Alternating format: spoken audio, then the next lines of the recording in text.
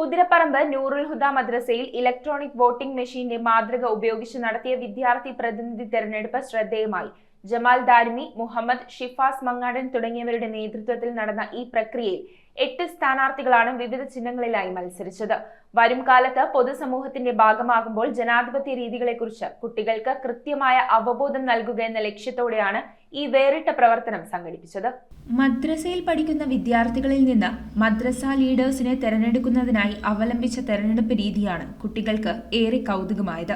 ഒരു പൊതു തെരഞ്ഞെടുപ്പിൽ ഇലക്ട്രോണിക് വോട്ടിംഗ് മെഷീൻ ഉപയോഗിച്ച് തെരഞ്ഞെടുപ്പ് നടത്തുന്ന രീതിയിലായിരുന്നു കുതിരപ്പറമ്പ് നൂറുൽ ഹുദ മദ്രസയിലെ ക്രമീകരണങ്ങൾ. മദ്രസ പ്രധാന അധ്യാപകൻ ജമാൽ ദാരിമി, ജമാഅത്ത് president Muhammad, secretary Shifas Mangadan, PTA president MK Rahim Shins തുടങ്ങിയവർ തെരഞ്ഞെടുപ്പിന് നേതൃത്വം നൽകി. ആൺകുട്ടികളിൽ നിന്നും പെൺകുട്ടികളിൽ നിന്നും 4 പേർ വീതമാണ് മത്സര രംഗത്തുണ്ടായിരുന്നത്. ഇവർക്ക് പ്രത്യേക ചിഹ്നങ്ങളും അനുവദിച്ചിരുന്നു. കുട്ടികൾ പൊതുസമൂഹത്തിലേക്ക് ഇറങ്ങുമ്പോൾ അത്യാവശ്യം അറിഞ്ഞിരിക്കേണ്ട വിഷയങ്ങളെ ഇപ്പോഴേ പരിചയപ്പെടുത്തുക എന്ന ലക്ഷ്യത്തോടുകൂടിയായിരുന്നു പ്രവർത്തനങ്ങൾ ഏകോപിപ്പിച്ചത്. News bureau, Perumbavoor.